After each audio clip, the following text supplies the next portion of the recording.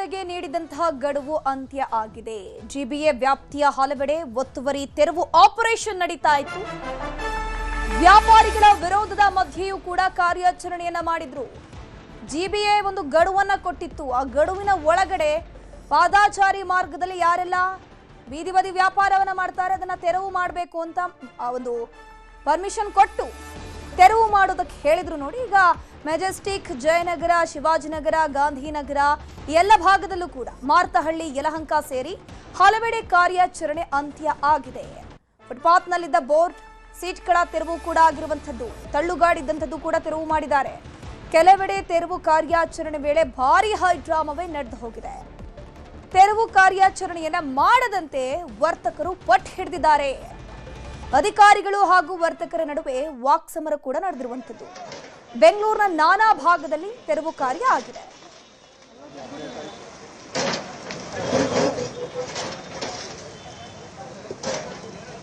ಇದಕ್ಕಿಂತ ಮುಂಚೆ ಈ ಟಾಯ್ಲೆಟ್ಸ್ ಕಟ್ಟೋಕ್ಕಿಂತ ಮುಂಚೆ ಎಲ್ಲ ಟಾಯ್ಲೆಟ್ ಕಟ್ಟಿದ್ರು ಕೂಡ ರಾತ್ರಿ ಹೊತ್ತು ಆದ್ರೆ ಸಾಕು ಇಲ್ಲಿ ರಿಸರ್ಚ್ ಮಾಡೋದು ಎಲ್ಲ ತೊಂದರೆಗಳಾಗ್ತದೆ. ಎಲ್ಲ ಇದಾಗ್ತಾ ಇರೋದ್ರಿಂದ ಇಲ್ಲ ಒಂದು ಚಿಕ್ಕದು ಇದ್ ಮಾಡ್ಕೊಂಡ್ರೆ ಯಾರೊಬ್ರು ಇದ್ ಮಾಡಲ್ಲ ಅನ್ನೋ ಟೈಪ್ಗೆ ಒಂದು ಇದರಿಂದ ನಾವು ಅದ್ ಮಾಡ್ಕೊಂಡಿದ್ವಿ ಕೂಡ. ಅಲ್ಲ, ಅಂಗಡಿಗೆ ಯಾರಿಗೂ ಕೊಟ್ಟಿಲ್ಲ ಸರ್, ನಾವೇ ಮಾಡ್ತಾ ಇರೋದು. ಯಾವ್ದು ಏನಿಲ್ಲ ಸರ್, ಮಾಮೂಲಿಯಾಗಿ ಏನು ಇವಾಗ ಅಲ್ಲಿ ಅಂಗಡಿ ಚಿಕ್ಕದಾಗಿ ಮಾಡ್ಕೊಂಡ್ರೆ ಯಾವ್ದೇ ತೊಂದರೆ ಇರಲ್ಲ, ಏನಿಲ್ಲ ಸರ್. ಆತರ ಪರ್ಮಿಷನ್ ಇಲ್ಲ, ನಾವೇ ಇದ್ ಮಾಡ್ಕೊಂಡಿದ್ದು ಆಯ್ತು. ಪರ್ಮಿಷನ್ ಇರ್ಲಿಲ್ಲ. ಹೌದೌದು. ಬಟ್ ನೀವೇ ನಿಯಮ ಉಲ್ಲಂಘನೆ ಆಗಿತ್ತು. ನಿಯಮ ಉಲ್ಲಂಘನೆ ಅಂದ್ರೆ ಇದೇ ಮೈನ್ ಏನು ಒಂದು ರಿಸರ್ಚ್ ಹೋಗ್ತಾರೆ, ಇದ್ ಮಾಡ್ತಾರೆ, ಇಲ್ಲೊಂದು ಕ್ಲೀನ್ನೆಸ್, ನೀಟ್ನೆಸ್ ಇರ್ಬೇಕು ಅನ್ನೋ. ಒತ್ತುವರಿ ತೆರವು ವೇಳೆ ಭಾರಿ ಹೈಡ್ರಾಮವೇ ನಡೆದು ಹೋಗಿದೆ. ಕಾಂಗ್ರೆಸ್ ಮುಖಂಡನೇ ಇಲ್ಲಿ ನಿಯಮ ಉಲ್ಲಂಘನೆ ಮಾಡಿರುವಂಥದ್ದು. ತಮ್ಮ ಸರ್ಕಾರ ಇದೆ, ತಾವು ಬೇಕಾದಂಗೆ ಮಾಡಬಹುದು ಅನ್ನುವಂಥದ್ದು. ಸುಲಭ ಶೌಚಾಲಯದ ಜಾಗದಲ್ಲಿ ಒತ್ತುವರಿ ಮಾಡಲಾಗಿದೆ. ಶೌಚಾಲಯಕ್ಕೆ ಅಂತ ಟೆಂಡರ್ ಅನ್ನ ಪಡೆದು ಹೆಚ್ಚುವರಿ ಗೋಡೆ ನಿರ್ಮಾಣ ಮಾಡಲಾಗಿದೆ. ಅನಧಿಕೃತವಾಗಿ ವ್ಯಾಪಾರ ಮಾಡಲಾಗ್ತಾ ಇತ್ತು. ಅಂಗಡಿಯನ್ನ ಮಾಡ್ಕೊಂಡಿದ್ದ ಕಾಂಗ್ರೆಸ್ ಲೀಡರ್ ಈತ. ಅಧಿಕಾರಿಗಳು ಬರ್ತಾ ಇದ್ದಂತೆ ಕೆಪಿಸಿಸಿ ಕಾರ್ಡ್ ಹಾಕಿಕೊಂಡು ಎಂಟ್ರಿಯನ್ನ ಕೊಟ್ಟಿದ್ದಾನೆ. ಅದಾದ ಮೇಲೆ ಮೊದಲು ಅಧಿಕಾರಿಗಳಿಗೆ ಆವಾಜನ ಹಾಕಿದ್ದಾನೆ. ಅಂದ್ರೆ ಈಗ ನಮ್ಮ ಸರ್ಕಾರ ಇರೋದು, ನಾವೇನ್ ಬೇಕಾದ್ರೂ ಮಾಡಬಹುದು ಅಂತ. ಬಳಿಕ ಒತ್ತುವರಿ ಮಾಡಿಕೊಂಡಿದ್ದನ್ನ ಒಪ್ಕೊಂಡಿದ್ದಾನೆ ಈ ಲೀಡರ್. ತೆರವು ಮಾಡದಂತೆ ಅಧಿಕಾರಿಗಳ ಬಳಿ ಮುಖಂಡನಿಂದ ಮನವಿಯನ್ನು ಕೂಡ ಮಾಡಲಾಗಿದೆ. ನೋಡಿ, ಆ ಜಾಗ ಶೌಚಾಲಯಕ್ಕೆ ಅಂತ ಕೊಟ್ಟಿರುವಂಥದ್ದು ಸರ್ಕಾರದಿಂದ. ಆತ ಏನು ಮಾಡಿದ್ದಾನೆ, ಆ ಒಂದು ಶೌಚಾಲಯದ ಟೆಂಡರ್ ಅನ್ನ ಪಡ್ಕೊಂಡು ಅದ್ರ ಪಕ್ಕದಲ್ಲೇ ಇನ್ನೊಂದು ಅಂಗಡಿಯನ್ನು ಕೂಡ ಕಟ್ಟಿಬಿಟ್ಟಿದ್ದಾನೆ.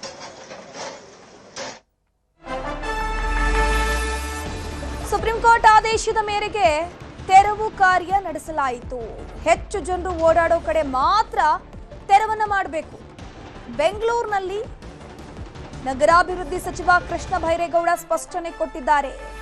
ಸುಪ್ರೀಂ ಕೋರ್ಟ್ನ ಆದೇಶ ಇದೆ, ನಾವು ತೆರವು ಕಾರ್ಯವನ್ನ ಮಾಡ್ತಾ ಇದ್ದೀವಿ. ಹೆಚ್ಚು ಜನರು ಓಡಾಡೋ ಜಾಗದಲ್ಲಿ ಮಾತ್ರ ನಾವು ತೆರವು ಕಾರ್ಯ ಮಾಡಿರೋದು ಅಂತ ಸ್ಪಷ್ಟನೆಯನ್ನ ಕೊಟ್ಟಿದ್ದಾರೆ. ಸುಪ್ರೀಂ ಕೋರ್ಟ್ ಆದೇಶದ ಪ್ರಕಾರ ಈಗ ದೇಶದ ಕಾನೂನು ಪಾದಾಚಾರಿ ಮಾರ್ಗಗಳಲ್ಲಿ, ಫುಟ್ಪಾತ್ಗಳಲ್ಲಿ ಜನ ಓಡಾಡೋದಕ್ಕೆ ಅವಕಾಶ ಮಾಡಿಕೊಡ್ತಕ್ಕಂಥದ್ದು ದೇಶದ ಕಾನೂನಾಗಿದೆ. ಅದನ್ನು ಅನುಷ್ಠಾನ ಮಾಡಬೇಕು ಅಂತ ನಾವು ಎಲ್ಲ ಅಧಿಕಾರಿಗಳಿಗೆ ಸೂಚನೆ ಕೊಟ್ಟಿದ್ದೇವೆ.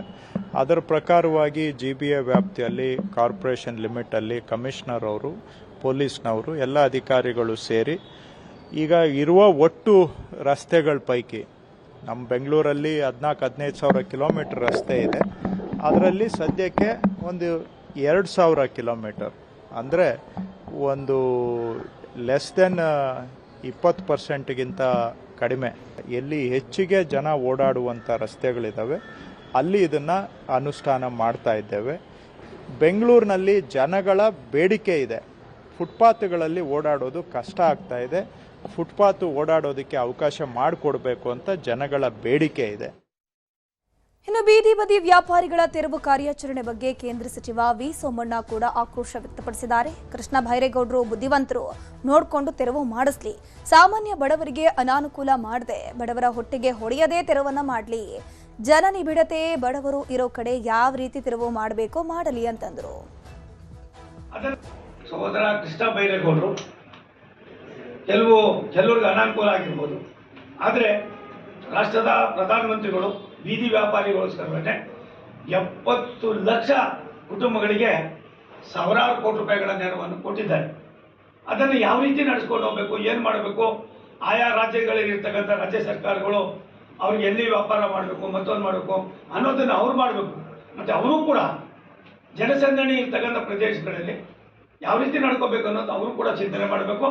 ಆದರೆ ನನಗನ್ನಿಸ್ತದೆ ಕೃಷ್ಣ ಬೈರೇಗೌಡರು ಬುದ್ಧಿವಂತರಿದ್ದಾರೆ. ಇಂಥವೆಲ್ಲವನ್ನು ನೋಡಿ ಸಾಮಾನ್ಯ ಬಡವರಿಗೂ ಕೂಡ ಅನಾನುಕೂಲ ಆಗದಾಗೆ, ಅವ್ರಿಗೂ ಹೊಟ್ಟೆ ಮೇಲೆ ಹೊಡಿದಾಗೆ, ಎಲ್ಲೆಲ್ಲಿ ಏನೇನು ಮಾಡಿದ್ರೆ ಆಗ್ತದೆ ಅನ್ನೋದನ್ನ ಅರ್ಥ ಮಾಡಿಕೊಂಡು ರಾಷ್ಟ್ರದ ಪ್ರಧಾನಮಂತ್ರಿಗಳೇ ಅವ್ರ ಬಗ್ಗೆ ಇಷ್ಟೊಂದು ಗೌರವ ಇಟ್ಕೊಂಡು ಅವರನ್ನು ಕೂಡ ಬದುಕಬೇಕು, ಬಾಳಬೇಕು, ಅವ್ರ ಕುಟುಂಬವು ಕೂಡ ಮೇಲ್ಪಂಕ್ತಿಗೆ ಬರಬೇಕು ಅಂದಾಗ ನಿಮ್ಮ ಇದರ ಬಗ್ಗೆ ಹೆಚ್ಚಿನ ಮಾಹಿತಿ ನೀಡ್ತಾ ಹೋಗ್ತಾರೆ ನಮ್ಮ ಪ್ರತಿನಿಧಿ ಪ್ರಗತಿ ಶೆಟ್ಟಿ ದೂರವಾಣಿ ಸಂಪರ್ಕದಲ್ಲಿ ಜಾಯಿನ್ ಆಗಿದ್ರೆ. ಪ್ರಗತಿ, ಇವತ್ತಿನ ತೆರವು ಕಾರ್ಯಾಚರಣೆ ಅಂತಿಮ ಹಂತಕ್ಕೆ ಬಂದಿದೆಯಾ ಮತ್ತು ನಾಳೆ ಮತ್ತೆ ತೆರವು ಕಾರ್ಯಾಚರಣೆ ಇರತ್ತಾ? ಪರ ವಿರೋಧ ಯಾವ ರೀತಿ ಇದೆ ಈ ತೆರವು ಕಾರ್ಯಾಚರಣೆಗೆ? ಧನುಶ್ರೀ, ಒತ್ತುವರಿ ತೆರವು ಕಾರ್ಯಾಚರಣೆ ಕಂಟಿನ್ಯೂ ಆಗಿ ನಡೀತಾ ಇರುತ್ತೆ. ಇವತ್ತಿನಿಂದ ಆರಂಭ ಆಗಿದೆ.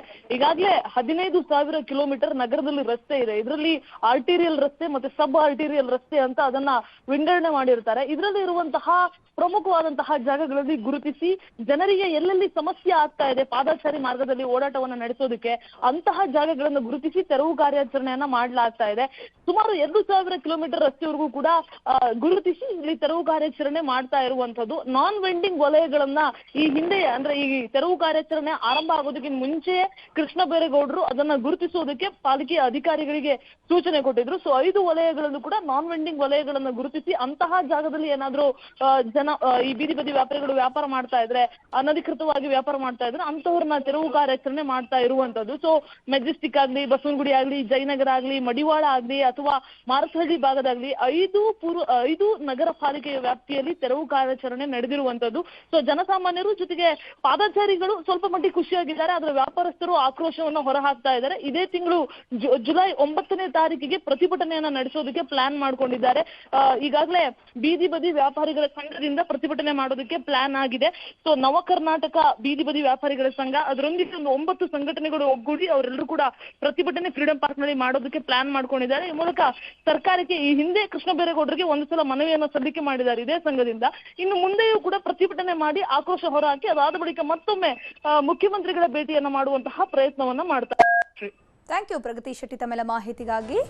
ಗಮನಿಸ್ತಾ ಇದ್ದೀರಾ, ಇವತ್ತು ಬೆಂಗಳೂರಿನಲ್ಲಿ ನಾನಾ ಭಾಗದಲ್ಲಿ ಸರ್ಕಾರದ ಆದೇಶದ ಮೇರೆಗೆ, ಕೋರ್ಟ್ನ ಆದೇಶದ ಮೇರೆಗೆ ತೆರವು ಕಾರ್ಯಾಚರಣೆ ಮಾಡಲಾಗಿದೆ. ಅಂದರೆ ಈ ಫುಟ್ಪಾತ್ನಲ್ಲಿ ಏನು ಬೀದಿ ಬದಿ ವ್ಯಾಪಾರಿಗಳು ವ್ಯಾಪಾರವನ್ನು ಮಾಡ್ತಾ ಇದ್ರು ನೋಡಿ, ಅತಿ ಹೆಚ್ಚು ಜನಸಂದಣಿ ಹೊಂದುವಂಥ ಜಾಗ ಇರಬಹುದು, ಜಾಸ್ತಿ ಜನರು ನಡೆದುಕೊಂಡು ಹೋಗುವಂಥ ಫುಟ್ಪಾತ್ಗಳಿರಬಹುದು, ಅವುಗಳನ್ನೆಲ್ಲವನ್ನ ಗುರುತು ಮಾಡಿಬಿಟ್ಟು ಆ ಭಾಗದಲ್ಲಿ ಏನು ಬೀದಿ ವ್ಯಾಪಾರಿಗಳು ಪುಟ್ಟ ಪುಟ್ಟ ಅಂಗಡಿಗಳನ್ನು ಹಾಕ್ಕೊಂಡಿರುವಂಥದ್ದು, ಸೊ ಇಂಥದ್ದನ್ನೆಲ್ಲ ಇವತ್ತು ತೆರವು ಕಾರ್ಯಾಚರಣೆ ಮಾಡಲಾಗಿದೆ.